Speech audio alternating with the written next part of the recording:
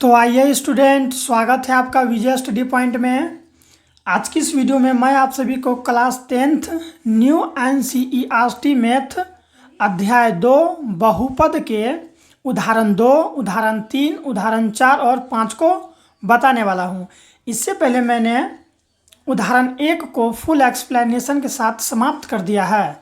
अगर अभी तक आपने वो वाला वीडियो नहीं देखा है तो इसी वीडियो के डिस्क्रिप्शन में बच्चों में उसका लिंक दे रखा है, जाइए और जाके देखिए। तो आइए अब हम सभी स्टार्ट करते हैं पहला प्रश्न से। ठीक है बच्चों, देखिए यहाँ उदाहरण 2 कहता है द्विघात बहुपद x² + 7x + 10 के शून्यांक ज्ञात कीजिए और शून्यांकों तथा गुणकों के बीच संबंध की सत्यता जांच कीजिए। यानी कि हमको जो यहाँ पर देखिए बच्चों बहुपद दिया गया है x² + 7x + 10, इस बहुपद का हम लोग शून्यांक ज्ञात करेंगे। जब शून्यांक ज्ञात हो जाएगा तब हम लोग यहाँ देखिए दिया है ना, शून्यांकों तथा गुणकों के बीच संबंध की सत्यता का हम लोग जांच करेंगे। ठीक है, तो आइए हम लोग इसे कैसे ज्ञात करते हैं आपको बताते हैं। सबसे पहले आपको 2 नंबर का सोल्व कर रहे हैं ना, तो यहाँ 2 नंबर दे के और लिख दीजिए हल। हल देने के बाद बच्चों सबसे पहले हम लोग लिखेंगे दिया गया बहुपद। जो दिया गया है पहले उसे लिख लीजिए। इस तरह से लिखना है आपको एग्जाम में, दिया गया बहुपद। दिया गया बहुपद है तो हम लोग इसे लिख लिए। बोलिए बहुपद क्या दिया गया है, तो यहाँ देखिए x² + 7x + 10 दिया गया है। तो जब भी हमको बहुपद ज्ञात करने के लिए कहेगा तो सबसे पहले हम लोग क्या करेंगे, गुणनखंड ज्ञात करते हैं बच्चों। बहुपद का गुणनखंड ज्ञात करते हैं।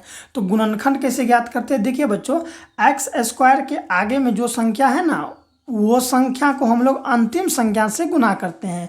तो x² का आगे वाली संख्या यानी इसका x² का गुणांक, इसके आगे कुछ नहीं है तो 1 है। 1 का जब हम लोग 10 से गुना करेंगे तो 1 × 10 कितना होगा, यहाँ देखिए 1 को जब हम 10 से गुना करेंगे तो 10 होगा। अब इस 10 का क्या करना है, हमको इसको तोड़ना है। जैसे हम इसको 2 से लगाएंगे तो 5 बार में, फिर 5 से लगाएं तो 1 बार में। अब इसको जो ये जो इसका गुणनखंड निकला ना, इसको आप इस तरह से जोड़ या घटा कीजिए कि यहाँ पर बीच वाली संख्या पुर जानी चाहिए। तो हम लोग क्या करते हैं, अगर हम लोग 2x और 5x करते हैं तो मेरा ये 7x पुर जाएगा। तो देखिए इसको ऐसे लिखना है, x² का x² दे दिए, प्लस है तो प्लस दे दिए। देखिए यही दोनों है ना, इसको हम लोग इस तरह से लिखेंगे 2x और फिर प्लस में 5x लिख के फिर ये प्लस है तो प्लस दे के 10 दे देंगे। ठीक है, इसी तरह से आपको करना है। फिर क्या करेंगे, यहाँ देखिए ये दोनों से हम लोग कॉमन लेंगे। क्या लेंगे बच्चों, कॉमन लेंगे। तो यहाँ पर और यहाँ पर आप लोग देखिए ऐसा कौन सा संख्या है जो दोनों के पास हो, तो उसी संख्या को ना हम लोग कॉमन करते हैं। तो यहाँ पर देखिए x है और यहाँ पर भी x है, तो हम लोग x को बाहर कर लिए हैं। तो क्या बच जाएगा, यहाँ पर से जब हम x को बाहर कर लेते हैं तो यहाँ बच जाएगा x। तो x लिख दीजिए, प्लस है तो प्लस। अब यहाँ से भी बच्चों जब आप x को बाहर कीजिएगा तो यहाँ 2 बच जाएगा। तो यही होता है कॉमन लेने का तरीका बच्चों। अब देखिए ऐसा कौन सा संख्या है जो यहाँ पर भी है और यहाँ पर भी है, तो आप कहिएगा कि सर ऐसा संख्या यहाँ पर हमको +5 नज़र आ रहा है। तो +5 को जब आप यहाँ से कॉमन कीजिएगा तो यहाँ क्या बच जाएगा, देखिए यहाँ 5 बाहर कर लेते, यहाँ पर x बच गया, प्लस है तो प्लस, और 10 से जब आप 5 निकाल लीजिएगा तो यहाँ क्या बचेगा, 2 बच जाएगा। ठीक है, अगर ये मन में डाउट है कि आपके द्वारा किया गया ये सवाल सही है कि नहीं, तो आप इसे गुना भी कर सकते। देखिए x को जब x से गुना करेंगे तो x² फिर प्लस है तो प्लस, जब हम 2 को x से गुना करेंगे तो 2x, ऊपर वाला संख्या पूर गया ना, इसका मतलब आप जो यहाँ पर प्रोसेस किए हैं वो आपका सही है। इसी तरह यहाँ पर देखिए प्लस प्लस प्लस, 5 को x से गुना करेंगे तो 5x, फिर प्लस प्लस प्लस 5 दूनी के 10, इसका मतलब आप सही जा रहे हैं बच्चों। अब देखिए जब भी आपको यहाँ देखिए कोष्ठ में यहाँ पर और यहाँ पर देखिए दोनों जगह क्या हो गया बच्चों, बराबर हो गया ना, दोनों जगह सेम अगर रहेगा तो आप समझ जाइएगा कि आपका प्रोसेस बिल्कुल सही है। तो जो कोष्ठ में है उसको आप यहाँ पर इस तरह से लिखिए, x + 2 लिख दिए, इसको कोष्ठ में बंद कर दीजिए। अब जो कोष्ठ के बाहर में है जैसे कि यहाँ देखिए, तो इसको भी क्या करना है, लिख लेना है यहाँ पर x + 5। देखिए हम लोग यहाँ लिख दिए ना बच्चों। हाँ, तो इस तरह से हम जब यहाँ पर क्या किया, इसका जब हम लोग गुणनखंड किए तो इस रूप में आ गए ये दोनों, ठीक है। ये वाला बहुपद का ये दोनों गुणनखंड है। तो यहाँ पर लेकिन सवाल में तो हमको शून्यंक बोला है ज्ञात करने, तो शून्यंक बोला ज्ञात करने, तो अब हम लोग शून्यंक ज्ञात करेंगे, क्योंकि शून्यंक का अर्थ होता है शून्य के बराबर। अब जो ये दोनों गुणनखंड निकला है, ये दोनों को हम लोग शून्य के बराबर करेंगे। तो चलिए आइए करते हैं, ठीक है। x+2, ठीक है, x+2 बराबर शून्य कर दीजिए, और फिर यहाँ पर दीजिए, या फिर ये वाला लिखिए x+5, इसको भी शून्य के बराबर कीजिए, क्योंकि हम लोग शून्यंक निकाल रहे हैं ना। अब देखिए बच्चों, जब यहाँ x है तो x यहाँ, अब देखिए ये प्लस में है, उधर गया तो माइनस में 2 हो जाएगा, ठीक है। फिर यहाँ या है तो या, चूँकि देखिए जीरो का कोई महत्व होता नहीं, जीरो में अगर हम लोग ये -2 घटाएं तो यही होगा ना। अब देखिए x है तो x दे दिए, ये जीरो है तो जीरो का तो जान ही रहे हैं कोई महत्व नहीं है। जब हम लोग इसको क्या करते हैं, प्लस में बराबर के उस पार भेजे तो माइनस में मेरा आ जाएगा कितना, 5। तो बच्चों हमें 2 शून्यांक प्राप्त होता है। तो देखिए शून्यांक कैसे प्राप्त हुआ, पहला शून्यांक मेरा कितना हो गया बच्चों, -2, तथा दूसरा शून्यांक मेरा हो गया -5। तो इस तरह से हम लोग शून्यांक निकल गया। याद रखिएगा बच्चों, ये पहला शून्यांक को हम लोग अल्फा कहते हैं, दूसरा शून्यांक को बीटा कहते हैं। अब अल्फा और बीटा क्या होता है मैं अभी आपको समझा दूंगा। चलिए बच्चों, यहाँ से हम लोग जब ज्ञात किए, देखिए यहाँ सवाल में बोला था ना कि शून्यांक ज्ञात कीजिए, तो ये दोनों मेरा शून्यांक निकल गया, ये भी शून्यांक और ये भी शून्यांक, तो शून्यांक निकल गया। अब देखिए आगे में क्या बोला था, शून्यांकों तथा गुणकों के बीच संबंध की सत्यता की जांच कीजिए, ठीक है, जांच करने के लिए। अब यहाँ पर आप लोग समझ लीजिए, शून्यांकों का मतलब हुआ ये दोनों जो हम निकाले ना, ये और ये शून्यांक है। और फिर क्या है, गुणकों का मतलब हुआ ये संख्या के आगे कुछ नहीं तो एक है, वही एक x² का गुणक है, ठीक है। ये देखिए ये जो 7 ये x का गुणक है, तो ये जो संख्या ना ये 7 और इसके आगे में 1 है ना, इसके बीच और ये जो शून्यांक निकला इसके बीच हमको क्या ज्ञात करना है, ठीक है, संबंध की सत्यता ज्ञात करना है कि दोनों सत्य है। तो इसके लिए हम लोग जांच करेंगे, क्या करेंगे बच्चों, जांच। तो देखिए यहाँ से हम लोग ऐसे जांच करेंगे, हम लोग यहाँ लिख देंगे जांच, ठीक है। लास्ट में मैं बता दूंगा कि आपको नोट कैसे करना है। तो जांच के लिए बच्चों देखिए एक आता है यहाँ पर, देखिए अल्फा प्लस बीटा बराबर सूत्र होता है बच्चों, अल्फा प्लस बीटा बराबर होता है, जानते हैं अल्फा प्लस बीटा बराबर क्या होता है। आइए पहले आप लोग ये समझ लीजिए कि सर अल्फा और बीटा क्या होता है, ताकि आपको हर एक चीज़ समझ में आएगा। देखिए बच्चों, जैसे कि कोई भी द्विघाती, मैं अभी बता रहा हूँ आप समझ लीजिए, उसके बाद आपको वहाँ जांच करने के लिए और अच्छा तरीका से समझ में आ जाएगा। अल्फा प्लस बीटा, इसको अल्फा कहते हैं, इसको बीटा कहते हैं। अल्फा प्लस बीटा बराबर बच्चों मेरा होता है -b/a। क्या होता है, अल्फा प्लस बीटा बराबर होता है -b/a।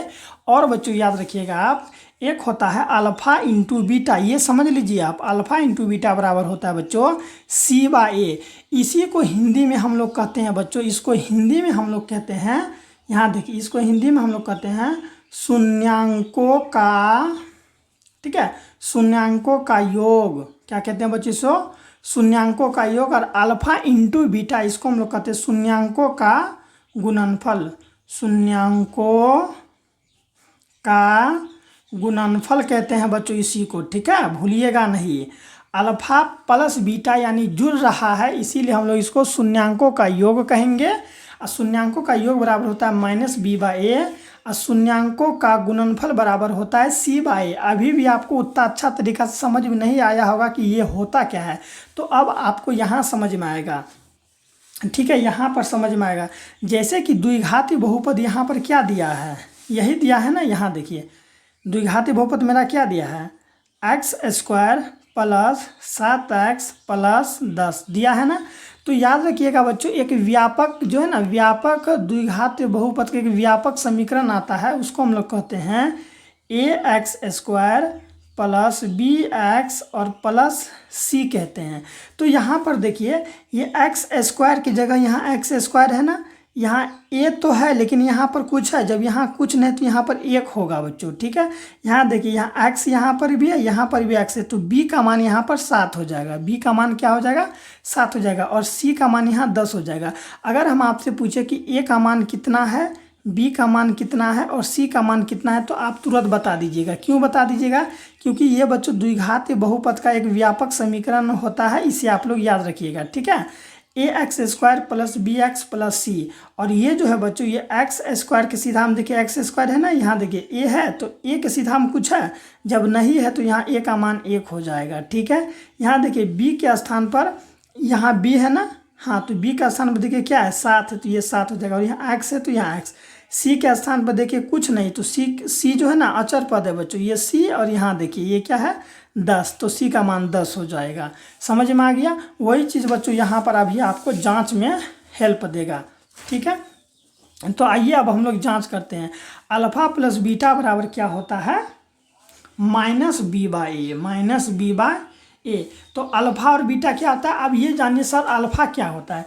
पहला शून्यंक जो बच्चों हम लोग निकाले, ये वाला जो शून्यंक हम लोग निकाले, ये शून्यंक यही मेरा अल्फा कहलाएगा, ये वाला मेरा क्या कहलाएगा अल्फा। हम यहाँ पर तत्काल लिख देते अल्फा, और ये वाला जो दूसरा शून्यंक बीटा कहलाता है। पहला शून्यंक अल्फा, दूसरा शून्यंक बीटा कहलाता है, ठीक है। पहला शून्यंक अल्फा, किसी भी बहुपद का पहला शून्यंक अल्फा, दूसरा शून्यंक बीटा कहलाता है। तो देखिए बच्चों यहाँ है अल्फा प्लस बीटा, तो अल्फा का मान कितना है 2, तो यहाँ पर रख दीजिए 2, -2 है ना, तो लिखिए यहाँ पर -2 रख दिए, प्लस का चिन्ह है तो प्लस का चिन्ह दे दीजिए। बीटा का मान कितना है बच्चों यहाँ -5 तो है, देखिए यहाँ पर दीजिए -5। अब देखिए दो चिन्ह एक जगह है तो यहाँ पर आप कोष्ठ लगा दीजिए, बराबर का चिन्ह है तो बराबर दे दीजिए। अल्फा प्लस बीटा बराबर क्या होता है माइनस बी बाई ए, तो अभी तुरंत हम लोग यहाँ पर हम बी का मान ज्ञात किए थे। देखिए बी का मान इसमें कितना है, यही है ना बहुपद, बी का मान मेरा कितना है देखिए 7 है, बी का मान कितना है ना बी बराबर 7, इस बहुपद में यही बहुपद है ना मेरा, इसी में ना हम लोग देखे थे। देखिए यहाँ बी का मान 7, तो बी का मान यहाँ कितना हो जाएगा 7, तो ये माइनस है तो माइनस दे दीजिए, और बी के स्थान पर 7। और ए का मान बच्चों कितना है इस वाले बहुपद में, अगर मैं बात करूँ यही बहुपद है ना जिसे हम लोग सोल्व कर रहे हैं। तो देखिए यहाँ ए का मान, ए का स्थान यहाँ ए है ना, चूंकि इसका बहुपद का क्या होता है a x square plus B x plus c, तो यहाँ ए के स्थान पर क्या होगा, तो यहाँ देखिए इसके ऊपर में देखिए एक स्थान पर कुछ है नहीं है ना, तो नहीं है तो वहाँ 1 है, तो यहाँ हम लोग नीचे 1 बैठा देंगे, ठीक है। अब हम लोग इसे करते हैं। जब बच्चों हम लोग इसे करेंगे तो क्या होगा बोलिए तो आप ही, यहाँ देखिए -2 है तो हम लोग यहाँ दे दिए -2, प्लस माइनस माइनस 5 है तो 5, ये प्लस माइनस माइनस हुआ, ठीक है। अब यहाँ देखिए -7 है तो 7, किसी भी संख्या के नीचे 1 ऑलरेडी रहता भी है, तो ये दोनों को अगर हम लोग जोड़ेंगे तो -7 बराबर माइनस इधर 7, देखिए दोनों तरफ बराबर आ गया ना बच्चों। हाँ तो यही चीज़ है, जब हम इसे जांच किए तो देखिए सत्यता का जांच हो गया। फिर आपको एक और जांच करना है बच्चों, ऐसा नहीं कि एक जांच किए बात खत्म, नहीं एक और जांच करना है। आइए अब उसे करते हैं। ये तो हम लोग अल्फा प्लस बीटा का जांच कर लिए। मैंने अभी आपको यहाँ क्या बोला था कि 2 ठो होता है, एक होता है अल्फा प्लस बीटा, ये वाला मेरा सत्य निकला। अब ये वाला हम लोग ज्ञात करते हैं अल्फा इंटू बीटा, तो अल्फा इंटू बीटा बराबर क्या होता है बोलिए, अभी तुरंत हम बताए थे ना, अल्फा इंटू बीटा बराबर सी बाई ए। तो अल्फा का मान कितना है, पहला शून्यंक मेरा अल्फा, दूसरा शून्यंक मेरा बीटा कहलाएगा। तो पहला शून्यंक क्या है बोलिए, पहला शून्यंक यहाँ देखिए है ना, पहला शून्यंक हो जाएगा मेरा -2, इंटू का मतलब बच्चों गुना, अब बीटा ये है ना, बीटा का मान कितना निकला है मेरा -5 बराबर सी बाई ए। तो सी का मान यहाँ देखिए कितना है इस बहुपद में, सी बराबर 10, यही है ना यहाँ सी और ये सी, तो सी का मान 10, तो यहाँ दे देंगे 10। और ए का मान कितना था बोलिए तो, व्यापक समीकरण से अगर तुलना करें हम तो कितना है, ए का मान 1 है ना, यहाँ देखिए यहाँ पर और यहाँ 1, तो यहाँ पर हो जाएगा बच्चों मेरा यहाँ पर 1, ठीक है, नीचे हो जाएगा 1। माइनस माइनस बच्चों जब माइनस और माइनस का गुना होता है तो प्लस होता है, तो माइनस माइनस हो जाएगा मेरा प्लस, और प्लस का चिन्ह दिखता नहीं है, तो 5 दूनी के 10 बराबर 10 है, तो 10 किसी भी संख्या के नीचे 1 रहता है। देखिए यहाँ पर भी सत्यता, यानी कि दोनों तरफ बराबर हो गया, यानी कि सत्यता का जांच सही साबित होता है, और यहाँ पर भी सही होता है, तो बस हो गया, इस तरह से बच्चों हम लोग का 1 नंबर का समाप्त होता है। तो देखिए कितना आसान तरीका से हम लोग इसको किए। तो आप लोग यहाँ से इसे नोट कर लीजिए, फिर हम लोग दूसरा नंबर बताएंगे। ठीक है, अगर कहीं पर भी दिक्कत है बच्चों तो डिस्क्रिप्शन में मेरा नंबर दिया गया, आप हमें वहाँ से कांटेक्ट कर सकते हैं। देखिए किस तरह से, इसी तरह से सेम आपको लिखना है। कितना सिंपल तरीका है बच्चों, है ना। यहाँ तक बना के आपको यहाँ पर आंसर दे के छोड़ देना है, आंसर दे के छोड़ देना, हो गया। फिर यहाँ देखिए अल्फा इंटू बीटा सत्यता का जाँच हो गया। तो देखिए स्टूडेंट, तीसरा प्रश्न है हम लोगों का, बहुपद x² - 3 के शून्यांक ज्ञात कीजिए और शून्यांकों तथा गुणकों के बीच के संबंध की सत्यता की जांच कीजिए। यानी कि ये जो सवाल है बच्चों उदाहरण 2 की तरह है। उदाहरण 2 अभी जो मैंने बताया सेम उसी तरह का ये भी सवाल है। इसमें भी क्या करना है हम लोगों को, x² - 3 का शून्यांक ज्ञात करना है। शून्यांक जब ज्ञात हो जाएगा तो शून्यांकों तथा गुणकों के बीच जो है ना संबंध की सत्यता का जांच करेंगे। जैसे मैंने अभी ज्ञात किया था उदाहरण 2 में, उसी तरह ज्ञात करेंगे। तो आइए सबसे पहले हम लोग यहाँ लिखेंगे हल। इस तरह से हल देके लिखेंगे। उसके बाद दिया गया बहुपद, दिया गया बहुपद, बोलिए तो क्या बहुपद दिया गया है। तो हम लोग का बहुपद है x² - 3, यही बहुपद है ना, x² - 3। तो हम लोग इसे लिख लेंगे। उसके बाद सबसे पहले हम लोग इसका गुणनखंड ज्ञात करेंगे बच्चों। तो इसका गुणनखंड कैसे ज्ञात करेंगे, देखिए x² है तो x² लिख लेंगे, माइनस है तो माइनस लिख लेंगे। अब ये 3 को हम इस तरह से तोड़ेंगे कि ये 3 जो है ना इसका मान में कोई भी परिवर्तन ना आए। तो हम लोग क्या करेंगे, इसे √3 दे के इस पर हम लोग स्क्वायर दे देंगे। तो अगर हम लोग ऐसे करते हैं तो इसका मान में कोई भी परिवर्तन नहीं आएगा, क्योंकि स्क्वायर से, देखिए स्क्वायर से रूट कट जाता है बच्चों। आप यहाँ समझिए, जैसे कि यहाँ पर क्या है, √3 है ना, अगर हम इस पर स्क्वायर किए तो स्क्वायर से रूट कट जाता है, तो 3 ज्यों का त्यों आ गया। तो बात वही पर गया ना, x² का x², माइनस है तो माइनस, स्क्वायर से रूट कटेगा तो 3 आ जाएगा। तो आप लोग एक सार्वसमीका पढ़े होंगे बच्चों, ठीक है। ये सार्वसमीका आप लोग कभी ना कभी जरूर पढ़े होंगे। देखिए यहाँ पर है ना सार्वसमीका, ये सार्वसमीका a² - b² बराबर होता है a + b × a - b। इसी के रूप में अब हम लोग इसे तोड़ेंगे। देखिए ऊपर में देखिए और यहाँ बनाइए। देखिए ये हो गया मेरा a, जैसे यहाँ है ना a, तो ये हो गया a, माइनस है तो यहाँ देखिए माइनस, b है तो b, यानी a - b के रूप में ये है। और हम लोग इसे तोड़ते हैं।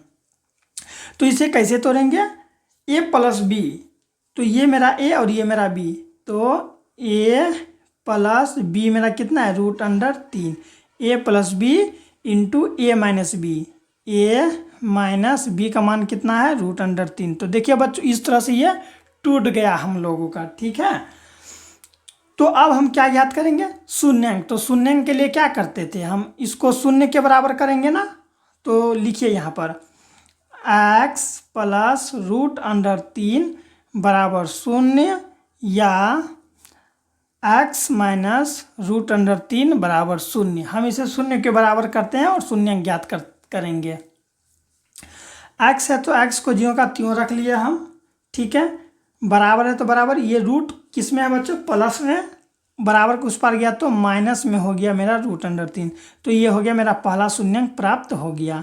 फिर देखिए यहाँ पर या है तो या दे दीजिए। यहाँ देखिए x है तो x लिख दीजिए, और ये माइनस में तो बराबर को उस पार गया तो प्लस में मेरा क्या आ गया, √3। तो देखिए बच्चों मेरा शून्यांक प्राप्त हो गया। तो यही शून्यांक मेरा कहलाएगा अल्फा और ये वाला कहलाएगा मेरा बीटा, ठीक है। ये कहलाएगा अल्फा और ये कहलाएगा बीटा। तो अब आइए हम लोग जांच करेंगे, ठीक है। जांच के लिए हम आपको रूल क्या बताए थे, अल्फा × बीटा बताए थे ना, अल्फा × बीटा, और एक बताए थे अल्फा + बीटा। तो पहले अल्फा + बीटा बराबर हम लोग लिखते हैं। अल्फा + बीटा बराबर क्या होता है, -b/a, -b/a होता है। तो आइए हम लोग इसे भी लिख लिए। अब समझिए बच्चों, जो हम लोग का बहुपद दिया गया है, इसमें मेरा a का मान क्या है, b का मान क्या है, c का मान क्या है, पहले वो देख लेते हैं हम लोग।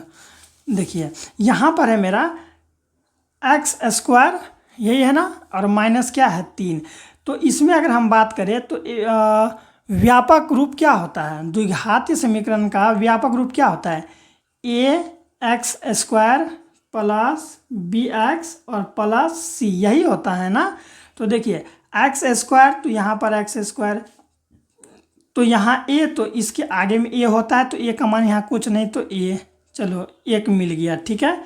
अब बी के लिए देखिए, ये जो यहाँ एक्स है, क्या ये वाला समीकरण में एक्स कहीं पर नजर आ रहा है आपको? नहीं नजर आ रहा है ना, तो कहाँ से बी का मान कहाँ से पता चलेगा? तो बी का मान मेरा 0 हो जाएगा, यानी कि इसमें बी है ही नहीं। तो सी का मान देखिए, ये डायरेक्ट यहाँ पर सी का मान दे दिया है, तो सी का मान मेरा हो जाएगा 3। यानी कि जो द्विघातीय बहुपद का व्यापक रूप होता है ना, A x square plus B x plus C, इसमें क्या क्या है, बी एक्स का मान, ये वाला बहुपद में बी एक्स का मान दिया गया ही नहीं है, इसीलिए हम लोग इसको कहेंगे A x square plus B X और प्लस सी, ठीक है। तो यहाँ पर इसके आगे में कुछ नहीं, तो एक, तो ये यहाँ पर ए होता है ना, है यहाँ देखिए ए है ना, तो ए का मान 1 हो गया, और बी का मान यहाँ है ही नहीं, तो बी का मान मेरा 0 हो गया, और सी ये डायरेक्ट लास्ट वाला हमको दे दिया है, तो ये सी मेरा 3 हो गया, तो ए बी सी का मान प्राप्त हो गया, ठीक है। अब देखिएगा ये बन जाएगा हम लोगों से, ठीक है। अल्फा इंटू बीटा, तो अल्फा इंटू बीटा में क्या कहा था, पहला शून्यंक अल्फा होता है, दूसरा शून्यंक बीटा होता है। तो अल्फा का मान यहाँ लिखिए -√3 प्लस है तो प्लस, बीटा का मान √3 बराबर है तो बराबर, माइनस है तो माइनस दे दीजिए। बी का मान कितना, तो देखिए बी का मान अभी मैंने यहाँ निकाला है ना, बी का मान 0, तो बी का मान यहाँ दे दीजिए 0, ठीक है। अब बटे ए का मान कितना बताएं यहाँ पर, देखिए ए का मान 1, तो ए का मान यहाँ दे दीजिए 1। देखिए एक प्लस में एक माइनस में कट जाएगा, तो यहाँ आएगा 0 और बराबर, यहाँ देखिए माइनस है ना, तो ये माइनस में ये प्लस में कट गया, तो 0, और यहाँ पर भी 0, कुछ नहीं तो 0 बच्चों। तो देख सकते हैं मेरा दोनों तरफ बराबर आया ना, हाँ, सत्यता का जांच किए तो सत्य प्राप्त हुआ। अब एक चीज़ और हम लोग ज्ञात करते हैं, आपको पता है क्या सर, अल्फा प्लस बीटा तो ज्ञात कर लिए, अब हम लोग ज्ञात करेंगे alpha into beta. Alpha into beta बराबर क्या होता है, सी बाय ए, सी बाय ए होता है ना, तो हम चलिए सी बाय ए यहाँ लिख दिए और ज्ञात कीजिए। अल्फा का मान कितना है, अल्फा यानी पहला शून्यंक, देखिए माइनस कितना है, माइनस का √3, इंटू का मतलब गुना, बी का मान कितना है √3, तो √, यहाँ देखिए यही है ना, अल्फा इंटू बीटा जी, तो ये पहला शून्यंक अल्फा, दूसरा शून्यंक बीटा दे दिए। सी का मान बोलिए कितना है, सी का मान यहाँ देखिए अभी मैंने बताया था ना, सी का मान यही मेरा सी होगा, तो सी यहाँ देखिए डायरेक्ट है ना, चूँकि बी एक्स तो ये वाला बहुपद में दिया नहीं गया है, हाँ, तो सी का मान कितना मेरा कितना हो जाएगा बच्चों, हाँ बिल्कुल 3 हो जाएगा मेरा सी का मान, ठीक है। और ए का मान यहाँ देखिए कितना निकाले हैं, ए का मान 1, ए का मान कितना निकाले, 1 निकाले हैं ना, तो ये हो जाएगा 1, ठीक है। और देखिए बच्चों, आप अगर यहाँ पर भी अगर गौर करेंगे तो यहाँ देखिए ये डायरेक्ट तो सी है, तो लेकिन सी के आगे माइनस है ना, तो यहाँ पर भी माइनस हो जाएगा, क्या हो जाएगा बच्चों, यहाँ पर भी माइनस हो जाएगा। रूट को रूट से गुना करेंगे तो क्या होगा, पहले माइनस है तो माइनस दे दीजिए, रूट इंटू रूट तो रूट ही होता है, और ये 3 को 3 से गुना कीजिए, 3 तिया 9 हो गया, और ये -3 है तो -3। देखिए जब इसको हम लोग तोड़ेंगे बच्चों, तो यहाँ क्या आएगा मेरा, माइनस है तो माइनस, इसको जब हम तोलेंगे √9 है ना, इसको तोड़ेंगे तो मेरा कितना आएगा 3, तो इधर भी 3 और उधर भी 3, तो देखिए आखिर दोनों तरफ क्या आ गया, इधर भी बराबर इधर भी बराबर आ गया ना, तो मेरा क्या हो जाएगा, सत्य हो जाएगा बच्चों, ठीक है। तो इस तरह से आप लोग यहाँ से 2 नंबर का नोट कर सकते हैं, पहले यहाँ से नोट कर लीजिए, फिर आप यहाँ से नोट कर लीजिए, यहाँ जांच फिर यहाँ, ठीक है। तो अब आइए हम लोग उदाहरण नंबर 4 को सॉल्व करते हैं। चौथा प्रश्न कहता है, एक द्विघाती बहुपद ज्ञात कीजिए जिसके शून्यकों का योग तथा गुणनफल क्रमशः -3 और 2 है। यानी कि बच्चों हमको यहाँ पर ये सवाल तो और इजी है, इसमें हमको क्या ज्ञात करना है, द्विघाती बहुपद ज्ञात करना है, और हमको शून्यकों का योग, यहाँ देखिए पहले है शून्यकों का योग, फिर है गुणनफल, यानी कि ये जो देख रहे हैं आप -3, ये है मेरा शून्यकों का योग और ये है मेरा शून्यकों का गुणनफल दे दिया गया है, और बोला है हमें ज्ञात करने के लिए। तो आइए हम लोग ज्ञात करते हैं, पहले लिख लेते हैं जो दिया गया है, ठीक है बच्चों। 4 नंबर का है तो लिख दीजिए 4 और हल। हम लोग लिखेंगे दिया गया है, इस तरह से आपको लिखना है, ये सवाल सबसे इजी है, दिया गया है, क्या क्या दिया गया है आप लिख लीजिए। शून्यकों का योग, तो यहाँ लिखिए आप, दिया गया है शून्यकों का योग। और बच्चों आप लोग याद रखिएगा, शून्यकों का योग को ही हम लोग कहते हैं अल्फा प्लस बीटा। ठीक है बच्चों, तो शून्यकों का योग यानी कि अल्फा प्लस बीटा कितना दिया है, तो -3। यहाँ पर देखिए -3 दिया है ना। फिर क्या दिया गया है, शून्यकों का गुणनफल, यहाँ है ना गुणनफल, तो शून्यकों का गुणनफल इस तरह से आपको लिख लेना है, गुणनफल। शून्यकों का गुणनफल को हम लोग क्या कहते हैं, अल्फा इंटू बीटा कहते हैं। अल्फा इंटू बीटा मेरा कितना है, यहाँ देखिए 2 है, तो यहाँ लिख दीजिए 2, लिख दिए ना। तो आप एक चीज़ याद रखिएगा बच्चों, द्विघात बहुपद का व्यापक रूप क्या होता है, लिखिए यहाँ पर द्विघात बहुपद।